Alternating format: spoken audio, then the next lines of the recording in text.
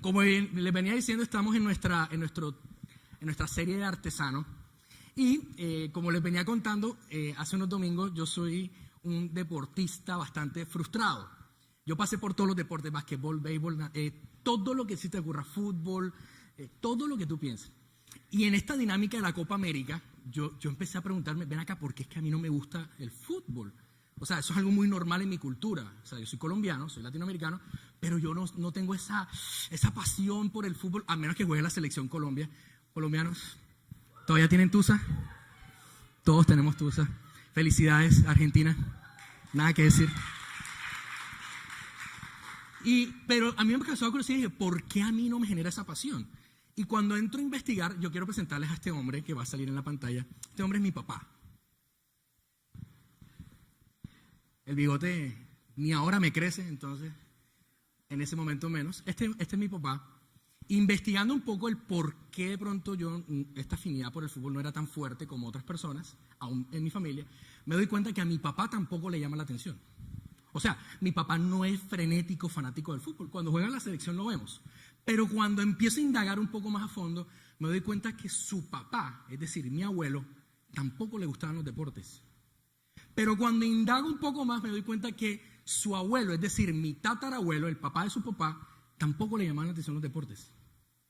Y me doy cuenta que es un tema de pronto que al ser algo generacional en mi familia no se me inculcó, como a otras personas se le inculca la pasión por el fútbol. Y me di cuenta que no es un tema de capacidad, o sea, no es un tema de que nosotros seamos malos con las piernas y no sepamos jugar fútbol, o tengamos atrofiadas las manos para jugar, es que no nos llama la atención.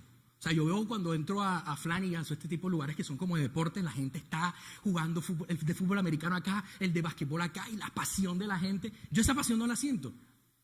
No siento ese nivel de furor por los deportes, pero no lo siente mi papá, no lo siente su papá, no lo siente el papá de su papá. Y me doy cuenta que esto es algo de pronto que fuimos, así como esta pasión por ciertos equipos de fútbol se hereda, este sueño, esta pasión por el fútbol, no la heredamos, no la tuvimos, pero no es porque no seamos capaces de jugar deportes, sino porque no nos llama la atención. Y esto me muestra a mí que hay una serie de patrones heredados que nosotros podemos adquirir de manera inconsciente. Hay cosas que nosotros heredamos de nuestros papás, del papá de nuestro papá, de nuestra cultura local. Es que yo soy colombiano, y si soy colombiano es que yo soy costeño, entonces somos flojos, y el que es del interior es mala clase. Y empezamos a hacer esta distinción, y el paisa es tramullero, no, cuidado con los negocios, o ya hablándolo aquí en Miami, entonces te dicen cuidado con cierta nacionalidad, cuidado con cierta otra, porque empezamos a tener este tipo de comportamiento, este tipo de patrones que adquirimos y heredamos de las personas. Estos patrones pueden ser buenos o pueden ser malos, porque no todo lo que uno hereda es malo. Por ejemplo, yo de mi papá heredé y tengo esta conciencia del trabajo duro y de la superación personal. O sea, mi papá para mí me enseñó que trabajando, ahorrando y dando lo mejor de ti, tú vas a lograr lo que tú quieras en la vida.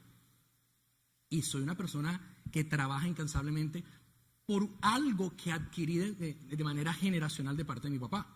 De mi mamá, por ejemplo, yo adquirí el valor de la familia. Mi mamá era la mujer que las navidades, que los 31, que hacía la cena especial, que todos a la mesa. O sea, ese tipo de cosas yo las adquirí de mi mamá. Y son patrones que yo tengo y que hoy repito con mi familia, con mis amigos, porque los adquirí de mis papás. Esas son cosas buenas, son cosas saludables, y yo sé que todos tenemos ese tipo de cosas que hemos recibido de nuestros papás. Pero, por ejemplo, de mis abuelos, se los quiero presentar, esta parejita de viejitos hermosos, ya no están en este mundo, pero mis abuelos, la señora Delfa y el señor Samuel Cortés, yo aprendí de ellos el valor de la familia y del matrimonio. Esta pareja duró 80 años casados. Mi abuelo se murió casi a los 100 años y mi abuela se murió a los 2 años que él murió. Literalmente el doctor nos dijo, de tristeza. Ya, toda una vida junto a una persona, ya no hallaba su vida sin su viejito, con el que aunque no pudieran caminar, ahí medio tremblereque, bailaban sus boleros en la sala de su casa en Bogotá. Y yo desde chico veo esto y eso generó un patrón en mí. Yo tengo de mis abuelos que vale la pena luchar por tu matrimonio, vale la pena luchar por tu relación, y sí se puede construir un matrimonio para toda la vida. Pero también hay patrones negativos.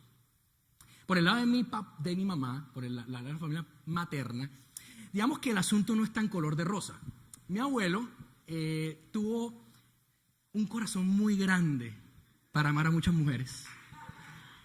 Mi abuelo fue el típico hombre que tuvo hijos regados por todos lados. Yo creo que en cada pueblo de la costa yo voy a tener un familiar desconocido. Mi abuelo era bastante mujeriego y era bastante tomador. Eso lo llevó a otras cosas también muy feas en su familia. Y ese patrón de vida que estandarizó mi abuelo en su familia, adivinen qué desencadenó. Adivinen qué sucedió después. Adivinen.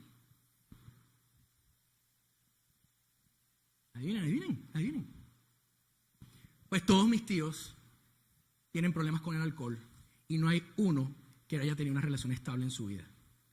Todos mis tíos han tenido 2, 3, 4 matrimonios. Todos mis tíos empiezan una relación y se divorcian al rato.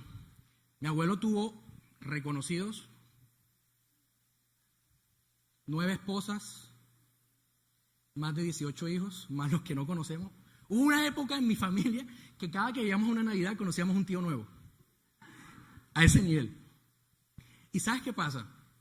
Que de repente cuando yo veo la vida de mis tíos, todos tienen sus matrimonios fracasados. Todos tienen eso, 3, 4 divorcios encima. Tengo mis tías, las típicas tías solteronas que de pronto no lograron desarrollar una relación.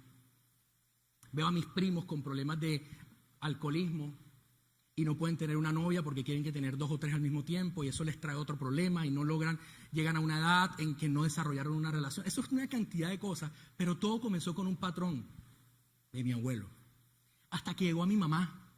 Y mi mamá rompe con ese patrón. Mi mamá es la única Castañeda de su familia que no se ha divorciado. Es la única que permanece en su primer matrimonio y no ha tirado la toalla, no ha tenido este tipo de problemas. Algo pasó en la vida de mi mamá que cambió el patrón que venía configurado en su familia. Pero no solo mi mamá, también mi papá. Mi papá, aunque tuvo un ejemplo muy lindo que fue mis abuelos, mi papá también tuvo que romper un patrón llamado pobreza.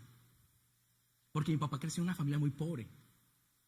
Y estos patrones mentales, estos patrones culturales, estos patrones sociales, de pensamiento, van perpetuándose en tu familia. Este tipo de cosas como, por ejemplo, es que tu ropa nueva no puedes tener, tú vas a heredarla de tu hermano mayor. Es que nosotros no tenemos para ir a un restaurante, entonces vamos a pedir un plato y lo partimos entre los 8. Mi papá fue el primer Cortés en su familia que estudió en la universidad. Se graduó de la universidad, compró su casa propia, tuvo una familia, no se divorció ni se separó de esa familia. Mi papá cambió la historia de su familia por decisiones que él tomó. Pero cuando yo veo la historia del resto de mis tíos, aunque tienen familias lindas, porque tuvieron un buen ejemplo, a nivel económico, a nivel financiero, siguen estando en el mismo ciclo de pobreza y escasez. Tanto que para mis primos, nosotros somos la familia rica y nosotros no somos ricos. Pero el hecho de que mi papá se graduara de la universidad, el hecho de que tenga un apartamento para ellos es como, wow, el tío que se superó y que salió del barrio pobre del sur de Bogotá. Pero el resto de mis tíos viven en la casa de mis abuelos, cada uno se repartió una habitación y están en este ciclo permanente de una mentalidad de escasez. Estos patrones, todos los tenemos heredados en nuestra vida. Todos tenemos patrones. No sé si tú has escuchado frases como, por ejemplo, es que en mi familia todo el mundo se muere de cáncer. Es que en mi familia a todas las mujeres le meten cachos. Es que en mi familia ninguno de los hombres puede tener hijos. Cuando nacen mujeres sí, pero cuando nacen hombres no. ¿Han escuchado ese tipo de cosas? Es que todos aquí, todos se mueren jóvenes en la familia. Nadie supera los 70 años porque les da un paro al corazón, algo le sucede. Es que aquí en esta familia todos son mal geniados. ¿Ustedes han visto esa? Como no, es que esa parte de la familia todos tienen un geniecito que nadie se lo aguanta. Es que en mi familia nunca hemos podido ser empresarios porque siempre nos roban en los negocios. ¿Han escuchado ese tipo de frases en su familia? Es que aquí todos los Cortés son borrachos. Es que todos los Castañeda son mujeriegos. Yo soy Cortés Castañeda. Y eso es lo que tú escuchas. Tú eres Castañeda, sí. Y te casaste. Y tan joven, que todos los Castañedas son mujeriegos. Les pregunto, ¿solo pasa en mi familia o ustedes han escuchado algo también de pronto medianamente parecido en su familia? es que todos en esta familia son tacaños, es que aquí nadie avanza, es que aquí todo es difícil. Hey, nos pasa no solo en familia, en cultura. No, es que en Colombia es imposible. Es imposible uno salir adelante. Es que en Miami, no, uno se tiene que ir para otra ciudad, porque es que Miami es imposible. ¿Sí hemos escuchado estos patrones? Por favor, díganmelo. ¿Sí hemos escuchado estos patrones? Con decirles que yo tengo un amigo en el colegio que a la mamá le decían la viuda negra. Todos los hombres con los que esa mujer se casaba se morían. O no los mataba, por si acaso. No los mataba. Pero el man le daba una vaina en el hígado, le dio una cosa en el corazón, le pasó una cosa, una trombosis. O sea, era una vaina impresionante que ya incluso la gente decía, uy, no, yo no me voy a acercar a esa mujer porque qué peligro. Eso pasa. Son patrones que nosotros tenemos a nivel familiar. Y yo tengo un tío, hermano de mi mamá, que siempre que llegaba a la casa me decía, hey, sobrino, vamos con tu papá y vamos a jugar fútbol. Y hacía, ¿verdad que a los Cortés no les gusta el fútbol? Porque mi papá y yo nos mirábamos como que, le decía, hey, vamos a jugar fútbol, y nos mirábamos como, porque nosotros no, ¿sabes? Yo voy a hacer ánimo, voy a hacer barra, yo te doy apoyo moral, ya yo estoy aquí, vamos, tú puedes, pero no entro a la cancha a jugar, soy terrible. Y este hombre, este tío nos miraba con cara de excepción y nos decía una frase que le da nombre y le da título a esta enseñanza. Nos miraba y nos decía, es que de tal palo, tal astilla. Así se llama la enseñanza y vamos a hablar sobre patrones generacionales. Quiero mostrarles un poco el ADN. ¿Ustedes han visto una foto del ADN? Si me ayudan arriba, gracias. Esto es el ácido desoxirribonucleico. Yo me lo aprendí en el colegio porque me lo tenía que aprender por una exposición en público. Nunca se me olvidó en la vida. Ácido desoxirribonucleico. Lo puedo decir rápido, lento, como tú quieras. El ácido desoxirribonucleico, el ADN, es el lugar en nuestras células donde se almacena toda la información vital y estructural de la vida. Ahí, en esos cuadritos, está toda la información que te compone y que te construye a ti. El ADN es el código que contiene la información de la vida humana. O sea, en ese pedacito diminuto de tu cuerpo está desde qué tipo de voz vas a tener, qué color de piel vas a tener, el color de tus ojos, qué tan alto vas a llegar a ser, hasta qué tipo de temperamento vas a tener. En el ADN se configura, se codifica toda la información que hace que tú seas lo que tú eres. Y por eso nosotros nos parecemos a nuestros papás. Obviamente vieron la diferencia de color entre mi papá y yo, es porque mi mamá es muy blanca y yo me parezco, tengo rasgos más parecidos a mi mamá. Mi hermana, por lo contrario, es muy parecida a mi papá, es trigueñita, el pelo igual que él. El ADN guarda y configura todo lo que tú eres como ser humano. En esos pequeños cuadritos de información se determina por qué tú eres como tú eres, e incluso hasta la forma de caminar. Ustedes han visto que vienen. A mí me parece chistoso porque voy a ponerte ejemplo, no te dije, pero te voy a poner de ejemplo. Yo veo a Abraham caminando, Abraham camina todo chabacán, ¿lo has visto? Ey, ustedes ven al hijo, es igualito. Él llega ahí, ey, queda todo bien. Hasta la forma, Abraham no le dijo, tú tienes que caminar así, no, es algo en él, innato, que se reprodujo a nivel hereditario por información que él tiene en un lugar llamado el ADN que le dio su papá. Es una vaina increíble. Por eso es que cuando a veces la gente dice, ay, se ríe igualita a la mamá. No sé, a veces es bueno, a veces es malo. Pero uno dice, se ríe igualito a la mamá. Y es porque esa información está ahí. Y en esa información incluso están a veces hasta las enfermedades que nosotros padecemos. No sé si sabías que en parte de la codificación del ADN está la razón por la cual hay ciertas enfermedades que son hereditarias, porque está configurado en un pedacito de eso que se llama ADN. Esos pedacitos se llaman genes. Cada pedacito del ADN es un gen. Y en esos genes, todavía no, en esos genes está configurado todo lo que tú eres. Todo, absolutamente todo. Cuando yo fui por primera vez al médico, no sé si recuerdan, cuando llegaron a este país de pronto, han padecido en el pasado. Diabetes, tuberculosis, osteoporosis, mejor dicho, hasta gadejo. Todo estaba en esa lista. O sea, todo. Y tú tenías que marcar todo lo que en tu familia hubiera. Entonces yo le entrego la hoja, marco la X y le digo, doctor, esto no es un poco exagerado. En Colombia te preguntan antecedentes familiares y ya, aquí a mí me dieron una lista gigante y dije, doctor, ¿no es muy exagerado?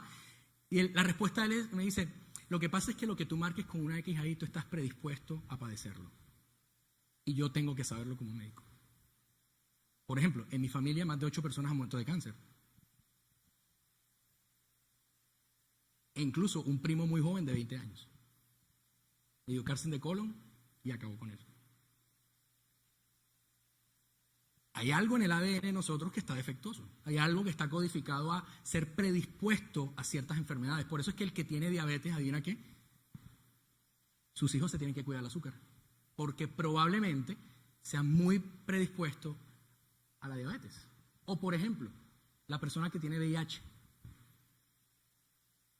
Sus hijos nacen con VIH.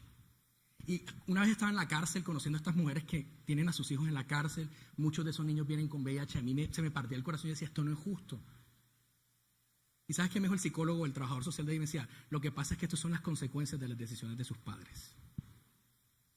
El niño no tiene culpa de eso, pero ahí es donde está la responsabilidad de un padre y de una madre, porque todo lo que tú hagas va a afectar a tus generaciones, biológicamente, pero espiritualmente también. Por eso es que quiero hablar de este tema hoy, porque estos genes están codificados y están predispuestos a ciertas cosas a nivel genético. Tanto es así que Romanos 5 dice que por el pecado de Adán, todos los seres humanos hemos pecado. O sea, tu responsabilidad y mi responsabilidad es grande, porque no solo tus decisiones te afectan a ti, afectan a tus hijos y a los hijos de tus hijos y a los hijos de los hijos de tus hijos. Les quiero poner un ejemplo mucho más práctico. Ahora sí, regálenme esta fotico de acá.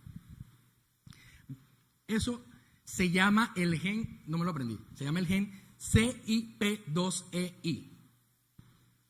Este gen, en el año 2010, la Universidad de Carolina del Norte anunció al mundo un gran descubrimiento en una de las revistas más famosas y decían, identifican el gen del alcoholismo en Estados Unidos. Este gen, el CYP2E1, es una variante genética en nuestro ADN. Este gen es el que controla que tú no te vuelvas un adicto al alcohol. Porque este gen es el que predispone el cuerpo para decirte, hey, te estás pasando, ya te está cogiendo, bájale, no sigas tomando más. Pero ¿qué pasa? Cuando una persona de un antepasado ha sido expuesto a grandes cantidades cíclicamente de alcohol, este gen empieza a mutar, empieza a transformarse. ¿Y qué pasa cuando este gen se transforma? Pierde su capacidad.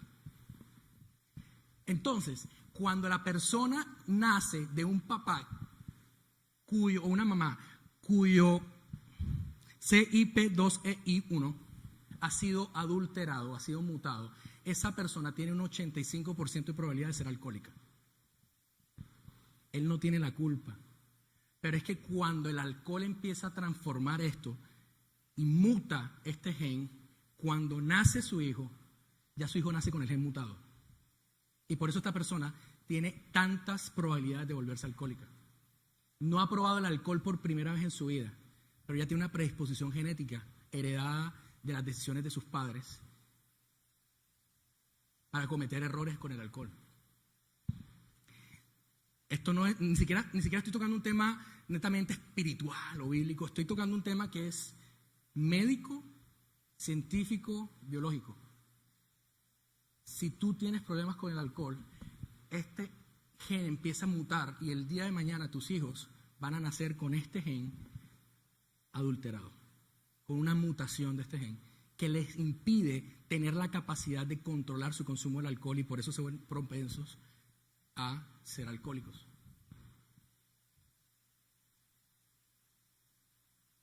Pero estos patrones que estamos hablando no solo son genéticos, también son sociales. Hay algo en psicología que se llama el comportamiento reticular aprendido. ¿Cómo se llama? Comportamiento reticular aprendido. Y ahí está, son patrones de comportamiento que adquirimos de acuerdo a lo que vemos normalizado en nuestro entorno. Te voy a poner un ejemplo, la pobreza. Cuando la pobreza está en nuestro entorno de desarrollo y de crecimiento cuando somos niños, esto se empieza a normalizar. Es normal no tener para comer. Es normal no tener para vestir. Es normal que otros tengan y que yo no tenga. Y ese tipo de patrones que son normativos, que se estandarizan dentro de nuestro entorno de crecimiento, se empiezan a volver nuestro patrón de comportamiento. Yo he tenido que trabajar a veces con fundaciones y cosas. Cuando yo escucho a los niños hablar y escucho cómo le hablan sus papás, usan frases como: acuérdate que esos lujos no son para gente como nosotros. Eso es para la gente que tiene plata. No, recuerda que comer 3 veces al día, eso es para los que tienen dinero. Nosotros somos pobres, así que ve y pídele a tu tío rico, porque tú sabes que él siempre te ayuda cuando tú le pides. O esta me mató una vez, decía, coge al niñito chiquito y le dice: te voy a dar estas papitas, pero no las compartas con nadie, porque si las compartes te quedas tú sin papitas. Comportamiento reticular aprendido. Él está viendo que el día en que tenga algo en la mano se lo tiene que comer rápido, porque si lo comparte se queda sin nada. Ese papá, sin querer queriendo, está generando una persona tacaña y egoísta. El pensamiento de pobreza se hereda. La pobreza no es simplemente una cuestión de falta de recursos económicos, es una cuestión de mentalidad. Y el entorno en el que estamos, los hijos empiezan a verlo y empiezan a adquirirlo y empiezan a reproducirlo. La tacañería se aprende y se hereda. La mayoría de personas que yo conozco que son apretadas, no son apretadas por malo, es que vienen de un entorno de tanta carencia que los formaron diciéndole: si tienes $10, no digas que tienes nada. Dile a tu tío, el que tiene plata, nosotros somos los que merecemos ser ayudados. Tú no tienes capacidad de ayudar a otro. Acuérdate, tú eres pobre, tú tienes que recibir ayuda. Por eso los latinos somos como somos. Y llegamos a este país esperando a ver qué ayudas le comemos, le mordemos al país. Es la verdad. Estamos viendo cómo hacemos que otro me ayude porque es que pobrecito yo. Ese pensamiento de pobrecito yo es lo más diabólico que podemos tener los latinoamericanos. Porque nos enseñaron a vivir en escasez y a vivir con esta mentalidad limitada. La tacañería, la escasez se aprende y se hereda. O por ejemplo, la violencia. Ustedes sabían que los patrones violentos son aprendidos. No son innatos en nosotros, son aprendidos. ¿Qué pasa? Cuando una niña chiquita ve que su papá le pega a su mamá, empieza a normalizar que la violencia es parte de una relación. Y cuando tiene 15, 16 años, se mete con el más malandro del barrio. Y usted dice: ¿pero qué rayos pasó aquí? Papi, fue culpa tuya. Porque cuando ella ve y normalizó durante 10, 11, 12, 13, 14 años, normalizó que es normal que le griten a una mujer, que le levanten la mano, que la empujen, que la estrujen. ¿Qué crees que va a buscar ella cuando salga a la calle? Lo que para ella es normal. Comportamiento reticular aprendido. Para ella es normal que cuando le levanta la voz a su esposo o a su pareja le reviente la boca. Por eso es que ustedes ven, a mí me frustra, mi suegro es abogado, y él me decía: es súper frustrante cuando tú vas a un caso de violencia familiar y entras a la casa, la mujer está reventada en sangre, y tú dices: vamos que venimos con la policía a sacarte de acá. No, es que él me ama. Es que yo lo provoqué. Es que fue culpa mía. Fue culpa mía. ¿Sabes por qué esa mujer a sus 20, 30, 40, 50 años dice eso? Porque cuando era una niña vio un comportamiento que le dijo: eso es normal.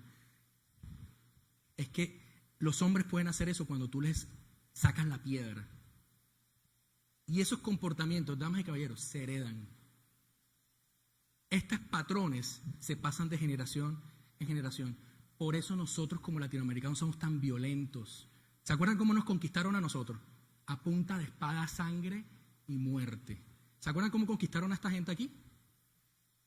A punta de pavo, acción de gracias. La historia es radicalmente diferente. Por eso nosotros somos como somos.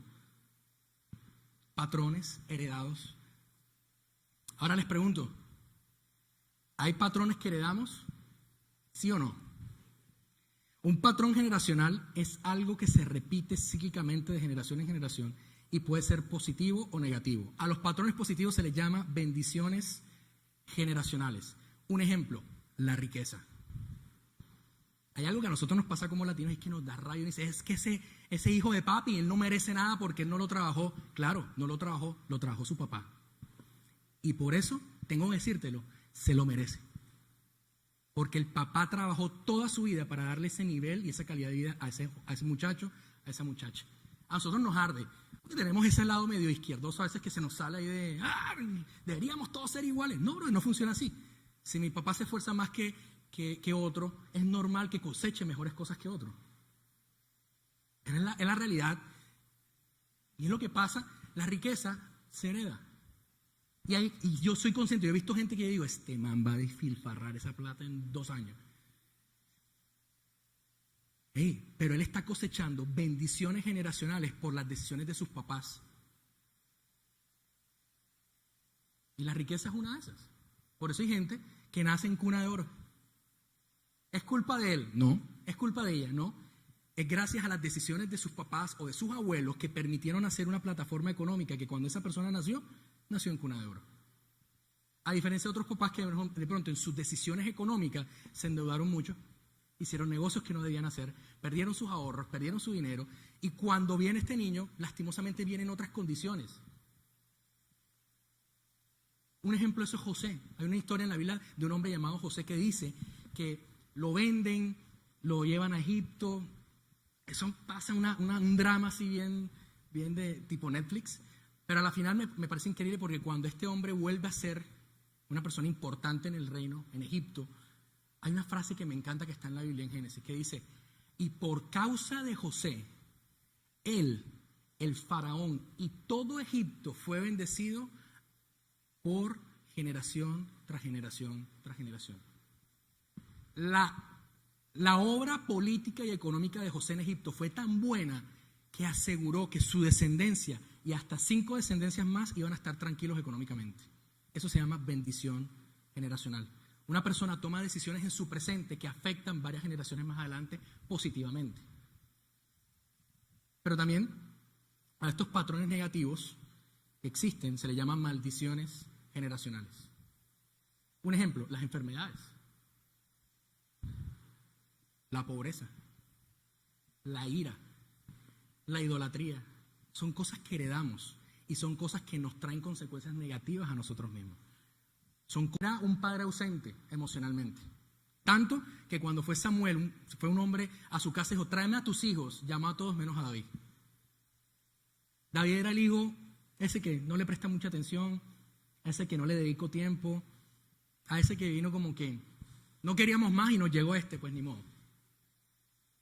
¿Saben qué pasó con David cuando se volvió rey y se volvió padre? Un excelente rey.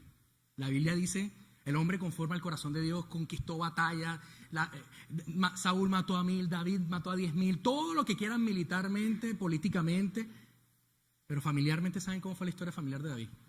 Fue un desastre. Tanto que un hijo de David lo quiso matar. Y él tuvo en una campaña de guerra en contra de un hijo que lo quería matar. Pero es que David es hijo de un padre ausente emocionalmente. David es hijo de un padre que no le presta atención. ¿Y David qué hizo cuando fue padre? Hacer lo mismo que él aprendió. Repetir el patrón generacional con sus hijos. Nunca estuvo presente. Violaron a una hija. No le importó. Vino el otro hermano y dijo, pues yo voy a cobrar venganza y voy a matar a mi papá. Después vino otro hermano y dijo, le quiero quitar el reino a mi papá.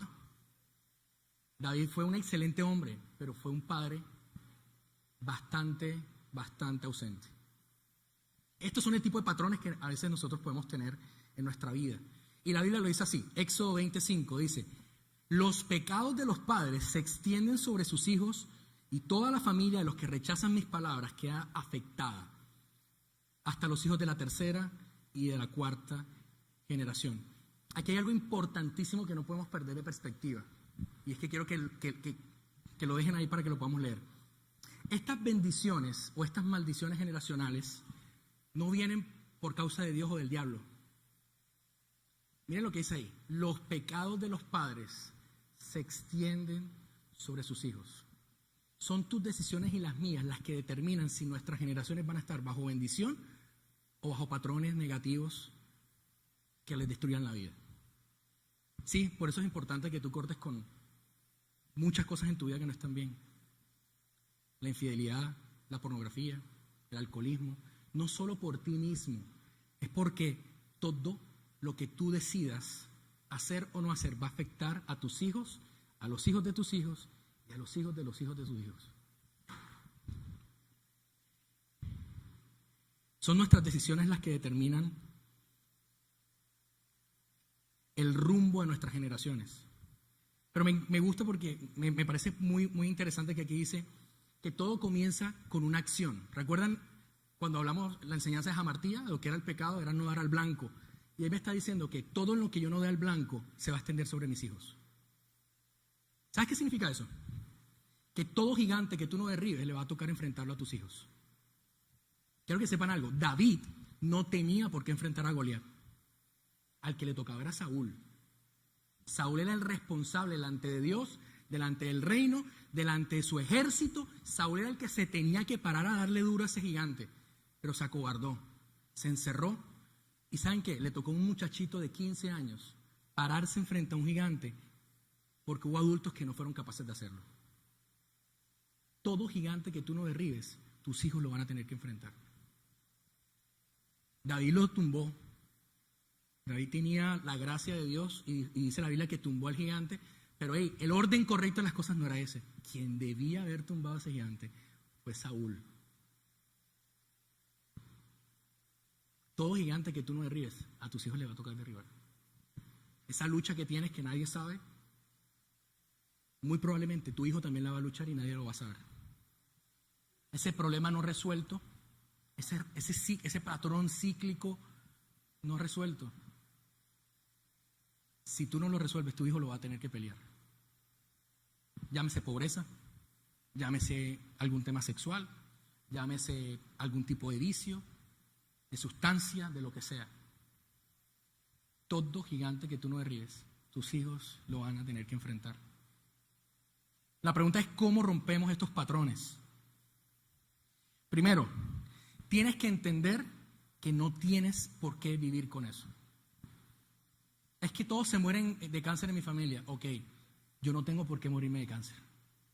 Es que todos en la familia Cortés siempre hemos sido pobres. Ok, ¿sabes qué? Mi papá me dijo un día, yo me paré cuando yo escuchaba todo este tema, todo este tiempo, es que no van a poder ir a la universidad, porque imagínate, tenían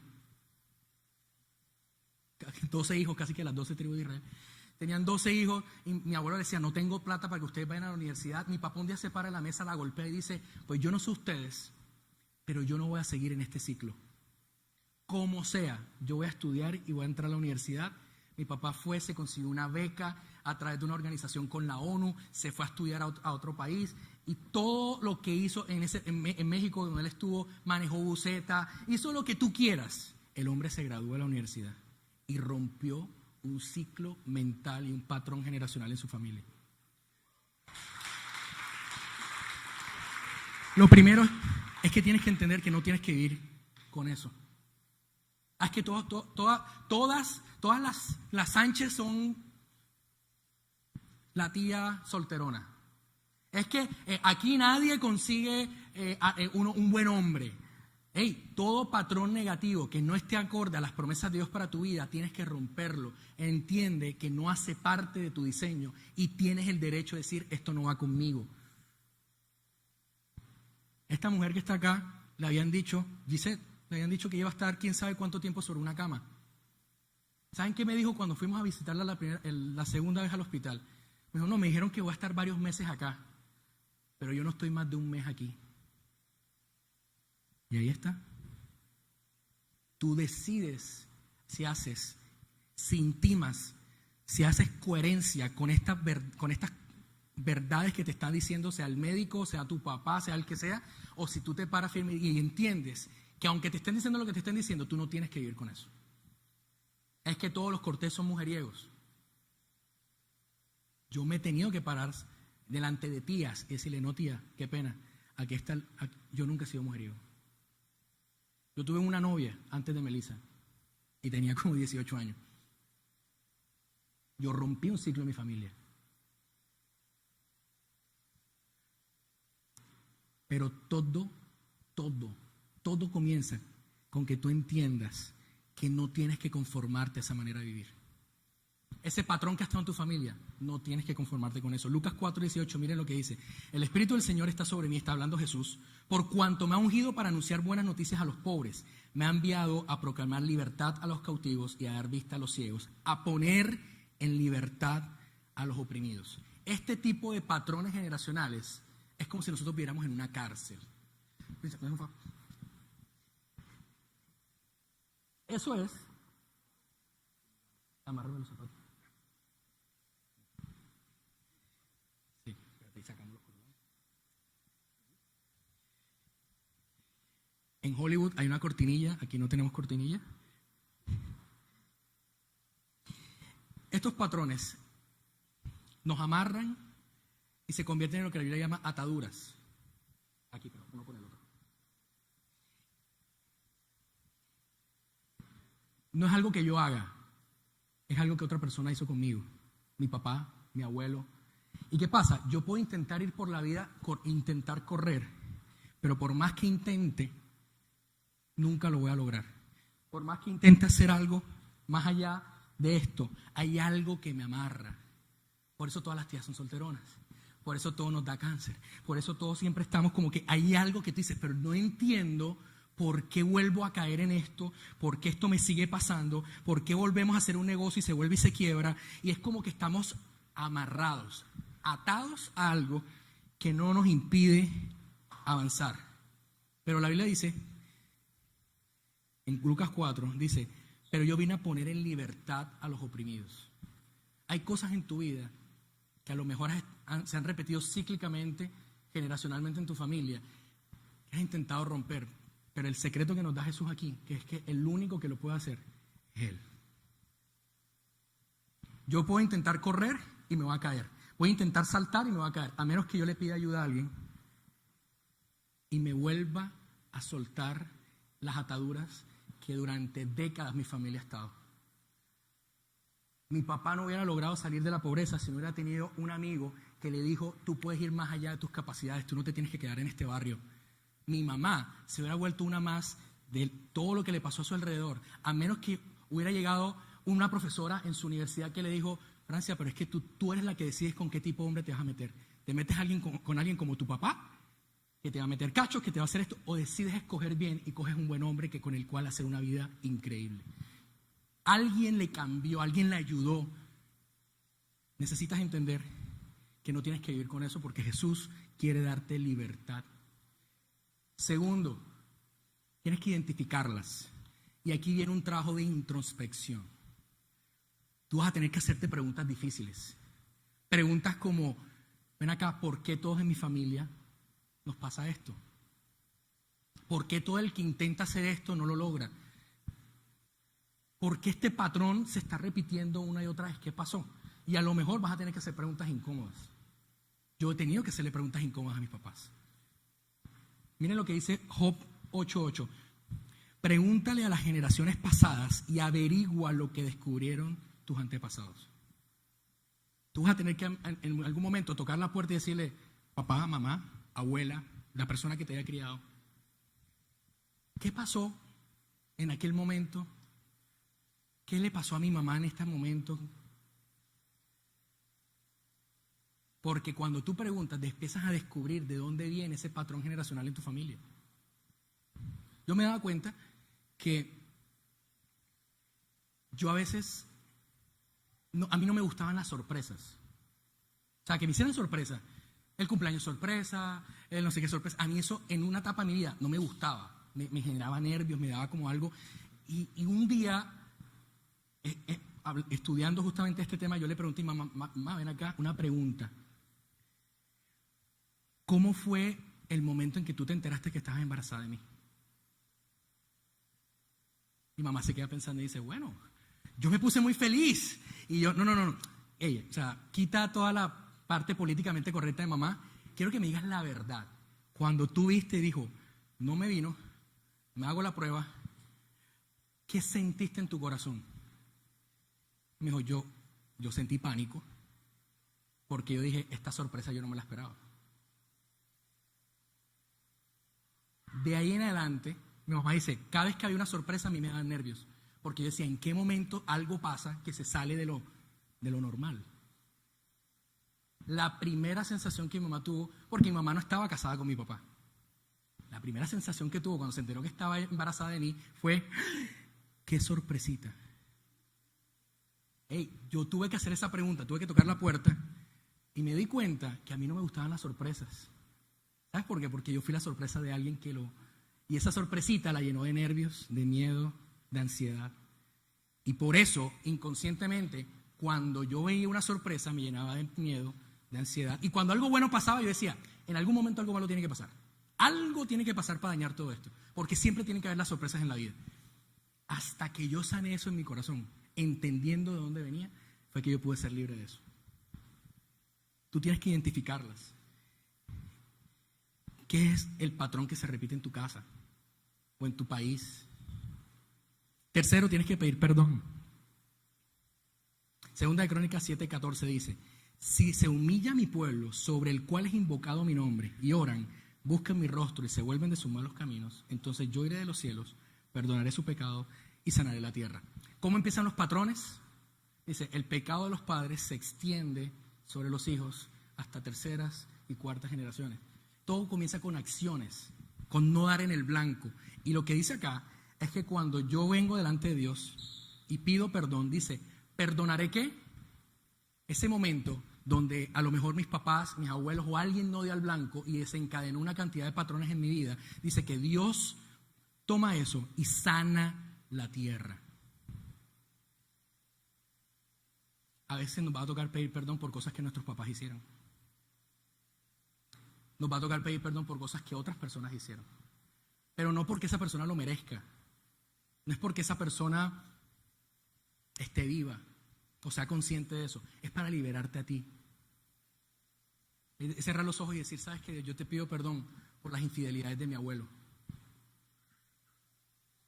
Cuando mi abuelo murió, lo primero que hice yo, dije, Dios mío, ¿quién va a construir la historia de la familia ahora? Yo cerré mis ojos y le dije, Padre, yo te pido perdón por cada mujer que mi abuelo traicionó, que mi abuelo engañó, por cada mujer que mi abuelo engatusó y que mi abuelo embarazó. Y yo pedí perdón por mi abuelo. Y te pido perdón porque por mis otros abuelos que de pronto mantuvieron una mentalidad de escasez y de pobreza. Te doy gracias por mi papá. O sea, nos toca a veces pedir perdón por eso que de pronto otro hizo, pero que sigue desencadenando cosas negativas en nosotros. No es fácil, pero te libera. Lo otro es que tenemos que reemplazar nuestros pensamientos. Proverbios 23:7 dice, porque así, cuál es su pensamiento en su mente, tal es él. Tú tienes que cambiar el chip, como hablamos hace unos domingos atrás. Tú no puedes seguir pensando que tú eres el hijo de la familia pobre del sur de Bogotá, porque si no, yo no estaría acá. Tú no puedes seguir pensando que es que tú eres el hijo de la otra y por eso tú estás mal y las cosas te salen mal. No. Tú tienes que cambiar tu manera de pensar porque tú eres todo lo que Dios dice que tú eres. No importa la forma en que naciste, no importa el entorno en el que naciste, tú eres todo lo que sale de la boca de Dios. Y tienes que reemplazar tus pensamientos, porque cuando reemplazamos nuestros pensamientos también vamos a poder ser intencionales en nuestras decisiones. Tú reemplazas tus pensamientos para tomar mejores decisiones. Miren lo que dice Deuteronomio 30:19.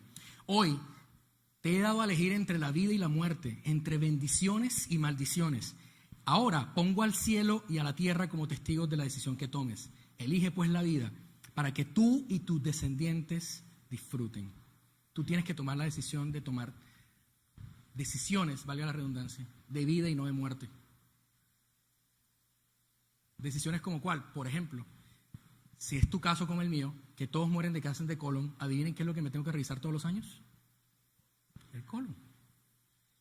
Adivinen qué es lo que tengo que tomar mucho para evitar que el colon se me irrite o algo. Agua. Adivinen qué tengo que estar muy pendiente cuando voy al baño. Que no haya nada extraño ahí. A lo mejor tú no. Pero es que como en mí hay un patrón. ¿Saben qué es lo que pasa con estos patrones y con este tema a nivel genético? Que puede que a ti no te dé nada. Pero es como tener un switch. Ese switch en tu caso puede llamarse alcoholismo, cáncer, drogadicción, no sé. El problema cuál es, que ese switch puede estar toda la vida apagado, pero en algún momento viene algo y lo activa.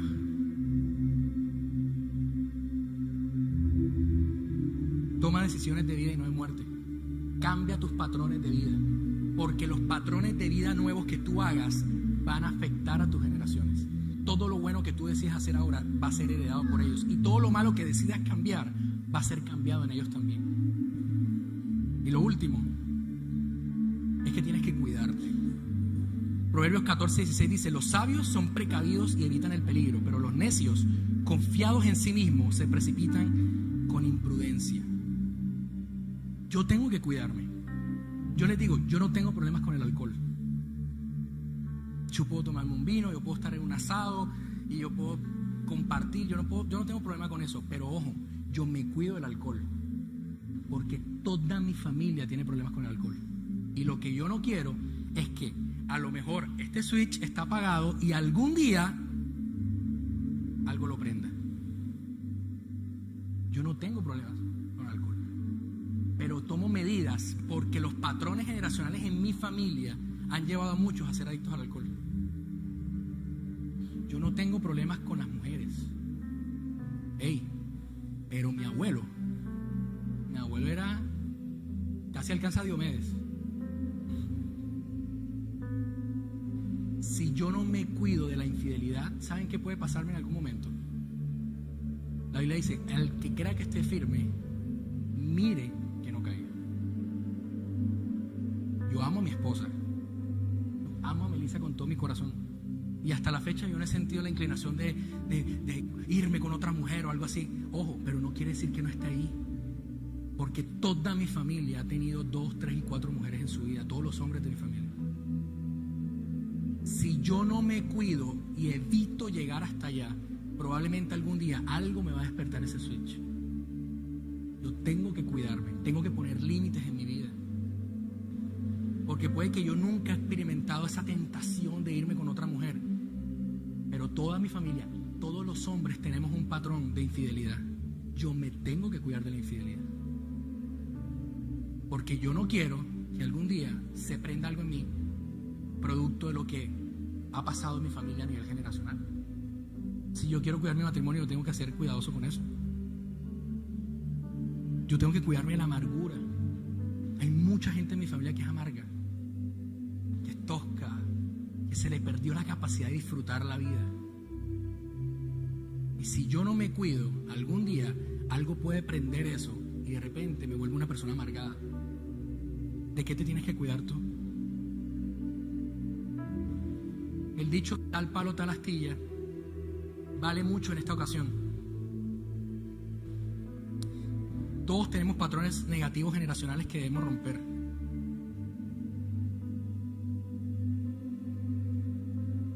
Todos somos la astilla de la madera de alguien más. La pregunta es: ¿qué es lo que tú tienes que decir? Sabes que hasta hoy voy con eso, porque quiero decirte que tú tienes la autoridad en tus manos y en tu boca para cambiar el rumbo de tu vida y la de tu familia. Jesús ganó eso a tu favor. Quiero pedirte que te pongas de pie.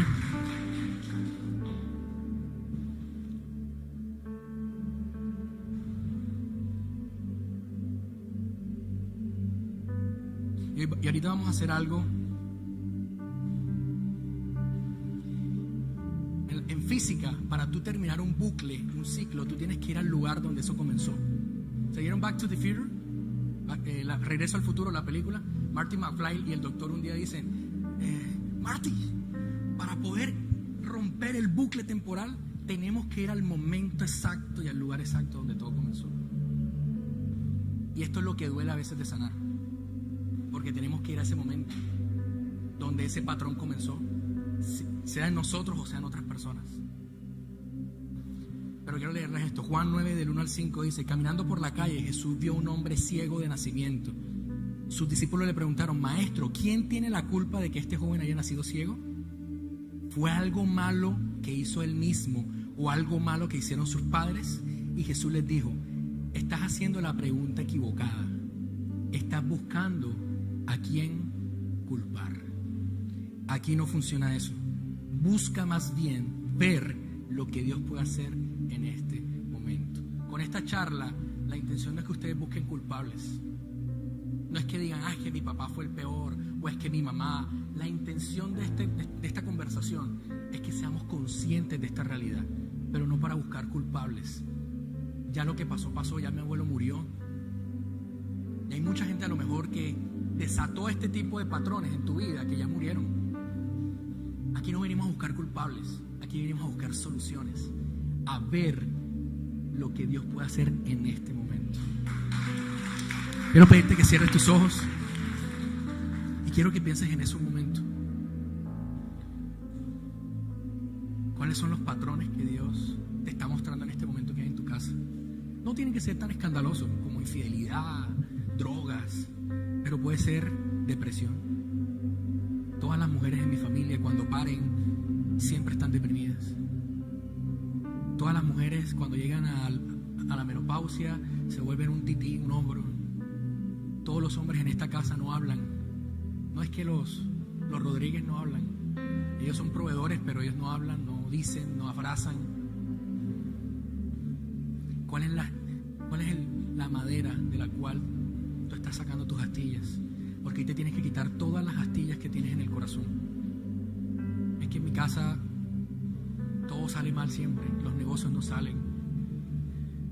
Nadie logra una relación a largo plazo. Quiero que cierres los ojos y lo pienses. Dile, Dios, muéstrame en este momento.